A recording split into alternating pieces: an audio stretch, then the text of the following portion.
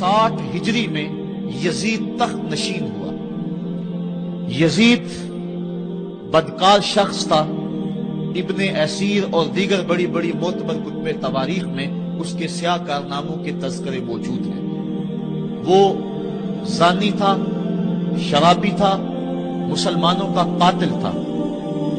بنت عنب کے ساتھ شہر مکہ اور شہر محبوب مدینہ الرسول میں جو اس کی بدمعاشیاں ہیں ان سے کون بے خبر ہے۔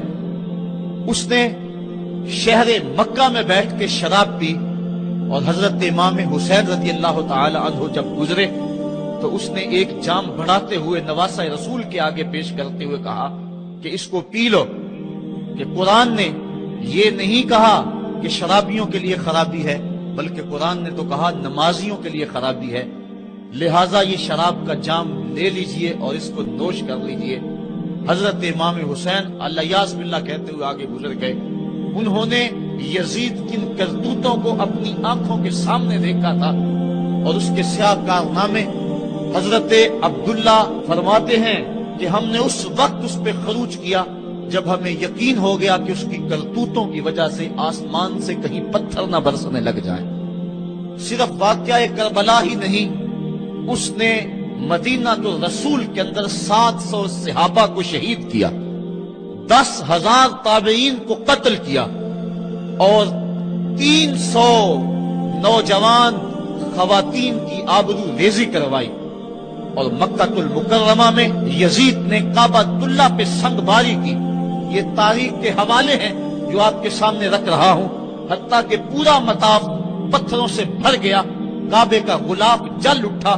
حضرت اسماعیل علیہ السلام کے عوض میں جو دمبا آیا تھا اس کے سینگ کعبۃ اللہ کی چھت پہ رکھے گئے تھے، وہ سینگ بھی جل گئے۔ اسی لیے ان ایام کو ایام حرہ کہا جاتا ہے تاریخ کے اندر۔ 3 دن تک مسجد نبوی میں نہ اذان ہوئی نہ اقامت ہوئی، اور مسجد نبوی کے اندر یزید کی فوجوں کے گھوڑے بندھے رہے۔ منبر رسول کی حرمت پامال کر دی گئی۔ اب وہ یزید جب تخت نشین ہوا تو حضرت امام حسین رضی اللہ تعالی عنہ کو ولید بن عتبہ نے بلا کر کہا کہ تم یزید کے لیے بیعت کر لو۔ تو حضرت امام حمام حضرت امام حسین نے 2 ٹوک کہا کہ یہ کیسے ہو سکتا ہے کہ میں اس جیسے ظالم شخص کے ہاتھ پہ بیعت کروں۔ آپ یہ کہہ کے پلٹے تو مروان بن حکم نے مشورہ دیا کہ یہ موقع ہے، جانے نہ دو، اگر یہ چلے گئے قابو پانا دوبارہ مشکل ہوگا، لہٰذا ابھی ان کو قتل کر دیا جائے۔ یہ حضرت امام حسین رضی اللہ تعالی عنہ کے کانوں میں آواز پڑی۔ روایات میں آتا ہے کہ آپ نے انہی قدموں کے بل پیچھے پلٹ کے نیام سے تلوار باہر نکالی اور ہوا میں لہرانی شروع کر دی۔ محمدی کے چھار سے حیدری شیر نکل آیا، کہا ولید بن عقبہ تو ہمیں نہیں جانتا ہم کون ہیں؟ آنا حسین ابن علی ابن ابی طالب، میں حسین ہوں، علی کا بیٹا ہوں، اور علی ابو طالب کا بیٹا ہے۔ ہمارے گھر میں قرآن اترتا رہا ہے، فرشتے ہمارے گھر میں آتے رہے ہیں۔ وَيَزِيدُ ابن المعاویہ فاسقن فاجرن قاتل النفس مولن بالفسق شارب الخمر، اور یزید فاسق ہے، فاجر ہے، مسلمانوں کا قاتل ہے اور شراب پیتا ہے، اس لیے حسین ڈنکے کی چوٹ پہ یزید کی بیعت سے انکار کرتا ہے۔ حضرت امام حمام امام حسین رضی اللہ تعالی عنہ نے انکار بیعت کی وجہ بیان کر دی۔ آج یہ پراپیگنڈا کیا جاتا ہے کہ یہ 2 شہزادوں کی جنگ تھی اور یہ اقتدار کے لیے سب کچھ ہوا۔ اگر یہ بات ہوتی تو ترمح بن عدی کہہ رہا ہے، حاتم طائی کا پوتا، جب آپ میدان کربلا کی طرف بڑھ رہے ہیں، حضور آپ میرے پہاڑوں میں آ جائیں اور 5000 کا لشکر آپ کی پشت پہ رکھ دوں گا، اور آپ جدھر بڑھیں گے وہ جان نثاری کرتے ہوئے آپ کے پیچھے ہوں گے اور یزید کی حکومت کے ٹکڑے کر کے رکھ دیں۔ حضرت امام حمام امام حسین نے ترمح بن عدی بن حاتم کی اس پیشکش کو ٹھکرا دیا، کہا میں تو کسی اور کام کے لیے جا رہا ہوں۔ یزید کے چہرے سے اس نقاب کو نوچنا تھا، اس کے مکروہ چہرے کو لوگوں کے سامنے ننگا کر کے بتلانا تھا کہ یہ وہ شخص ہے کہ جس کے بارے میں میرے محبوب اور میرے نانا نے خبر دی ہے کہ بنو امیہ کا ایک ظالم شخص میری سنت کو بدلے گا۔ اور وہ سنت کو بدلنے والا یہی یزید کا صرف یہی بد کرداری کا مرحلہ نہیں تھا. اس کربلا کے صحرا کے اندر یزید نے جس طرح امام حسین رضی اللہ تعالیٰ عنہ کو شہید کیا اور حضرت امام حسین کے خاندان کو شہید کیا، جب مدینہ المنورہ پر یزید نے مسلم بن عقبہ کو مقرر کیا، جس کو بزرگوں نے مصرف بن عقبہ کہا ہے، تو اس کو کہا 3 دن تک مدینے کا حرم تمہارے لیے حلال ہوگا، جو چاہو تم کرنا، اور شامی فوجوں کو اجازت ہوگی. تو وہاں بھی انہوں نے 10,000 تابعین اور 700 صحابہ کو شہید کیا. حضرت ابو سعید خدری رضی اللہ تعالیٰ عنہ گھر سے باہر نکلے، کافی بوڑھے ہو چکے تھے، تو انہوں نے حضرت ابو سعید خدری کو پکڑ لیا. کہا تم کون ہو؟ کہا مجھے ابو سعید خدری کہتے ہیں. تو کہا ہاں تمہارا نام سنا ہے، اور داڑھی سے پکڑ کے کھینچا اور کہا کہ ہے تمہارے پاس جو ہمیں دو. تو کہا کہ میرے پاس تو کچھ بھی نہیں، میں تو فقیر آدمی ہوں. تو ان کے گھر ان کو لے گئے، تو 2 کبوتر رکھے تھے حضرت ابو سعید خدری نے، تو وہ کبوتر لوٹ کے لے گئے. اللہ اکبر.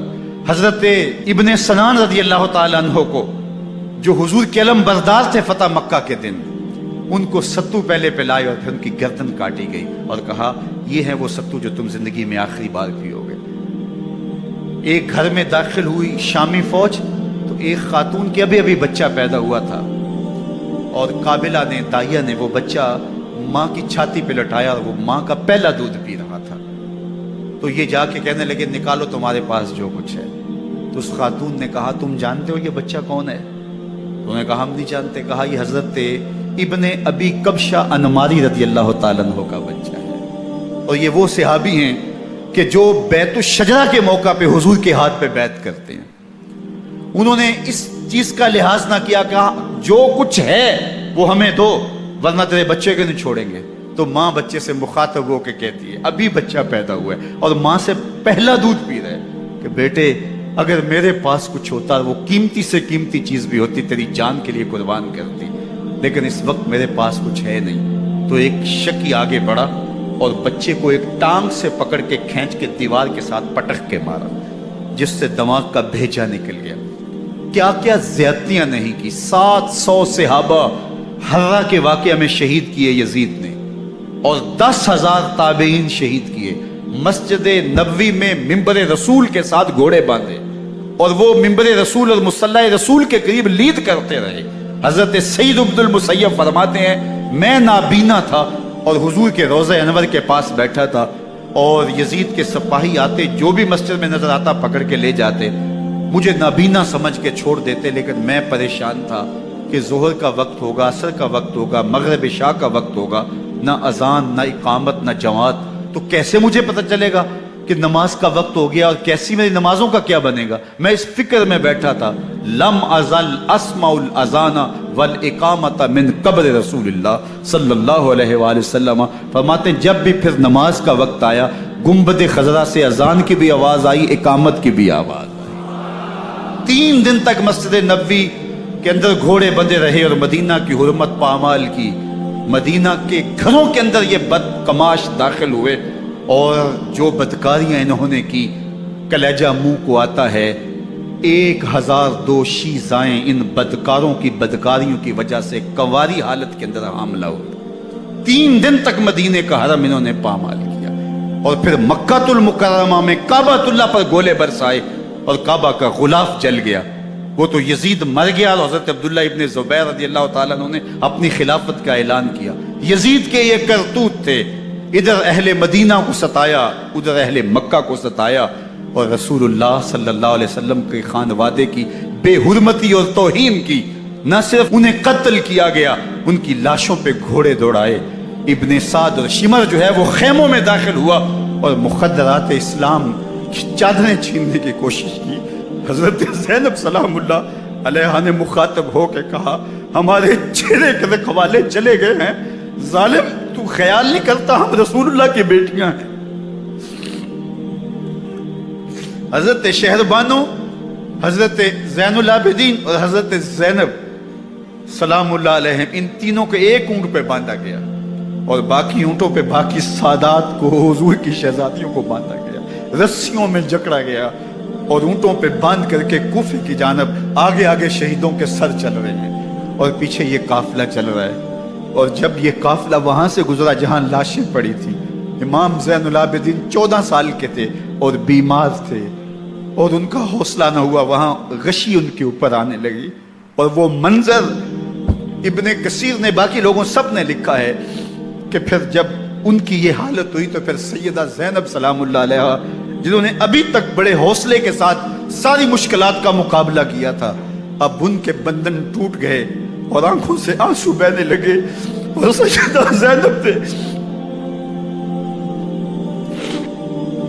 امام حسین رضی اللہ تعالیٰ عنہ کی لاش پہ کھڑے ہو کے، اور وہ روندی ہوئی لاش، ٹوٹی ہوئی ہڈیاں، اور وہ پریشان بدن، کٹا ہوا سر نیزے کی نوک پہ، اور لاش یہ پڑی ہے، تو حضرت سیدہ زینب نے مدینے کی طرف منہ کر کے جو ہے وہ حضور سے فریاد کی، یا محمد آہو، یا محمد آہو، ھذا حسین بالآراء مزمل بالدماء، یا محمد آہو بناتوں کا سبایا۔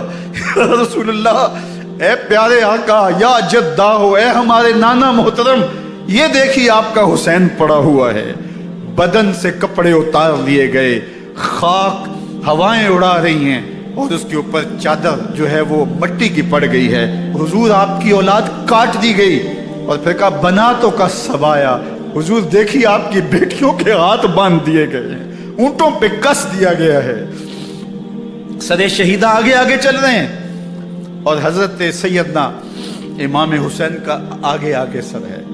راستے کے اندر ایک جگہ آئی، رات گزری اور ان کو اتارا گیا۔ رات کا موقع تھا، ایک خاتون آئی اور اس نے کوئی کھانا پیش کیا ان کو، اور کہا کہ میں کسی زمانے میں حضرت سیدہ فاطمہ الزہرا کی نوکری کیا کرتی تھی، ان کی لونڈی تھی، ان کی کنیز تھی، اور آج مجھے پتہ چلا کہ آپ لوگ گزر رہے ہیں، تو میں نے کہا کہ میں اپنی مخدومہ کے خاندان کی خدمت کروں۔ اور پھر اس نے کہا کہ اس وقت سیدہ کی گود میں ایک 6-7 ماہ کی بچی تھی جس کو زینب کہا کرتے تھے، تو سیدہ زینب نے کہا کہ اماں اگر پہچانتی ہو تو وہ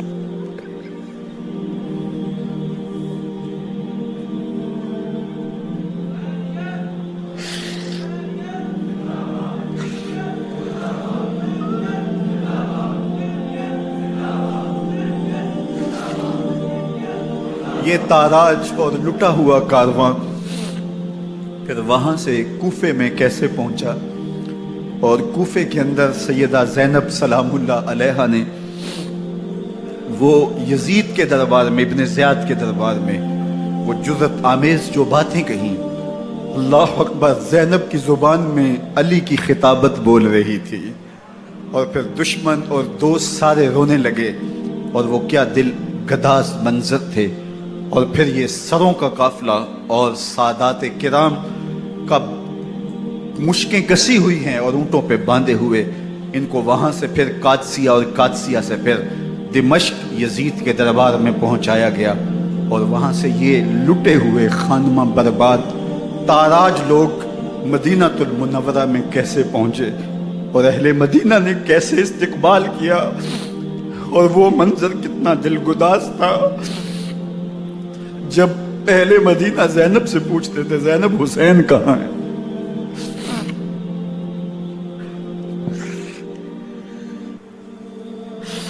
بے مروت بے وفا تیرا بھی کیا افسانہ ہے، جس نے اپنی ہی شمع کو گل کیا تو وہ پروانہ ہے۔ اپنے پیغمبر کے شہزادوں کو اور اپنے پیغمبر کی شہزادیوں کو جو دکھ اس امت نے دیے، یہ کائنات کی ایک انوکھی داستان ہے۔ اللہ ہمیں اسوہ شبیری پہ عمل کی توفیق عطا کرے اور ان کے نقوش پاک کی برکتیں دے، اہل بیت کی محبت ہماری روحوں میں جذب کر دے، اور جس عظیمت کے ساتھ، جس حوصلے کے ساتھ انہوں نے دکھوں کو جھیلا، جو دہکتی آگ کے شعلوں پہ سویا وہ حسین، جو جواں بیٹے کی میت پر نہ رویا وہ حسین، جس نے سب کچھ کھو کے کچھ نہ کھویا وہ حسین، مرتبہ اسلام کا جس نے دوبالا کر دیا، خون نے جس کے دو عالم میں اجالا کر دیا، جو کہ سوزے غم کو سانچے میں خوشی کے ڈھال کے، مسکرایا موت کی آنکھوں میں آنکھیں ڈال کے، اے حسین ابن علی تم پر سلام، نازش آل نبی تم پر سلام۔ ذرا میرے ساتھ یہ پڑھ لیجئے، اے حسین ابن علی تم پر سلام، نازش آل نبی تم پر سلام، تم پہ لاکھوں رحمتیں لاکھوں سلام، اے شہیدان محبت کے امام، لالا گوں لالا بدن لالا کفن، اے چمن اندر چمن، زندگی ہی زندگی تیری حیات، اے حیات اندر حیات، افتخار ملت بیضا ہے تو، رب کعبہ کی قسم یکتا ہے تو، فخر کا دل میں دریچہ باز کرنا چاہیے، جن کا تو آقا ہے ان کو ناز کرنا چاہیے۔ وآخر دعوانا ان الحمدللہ۔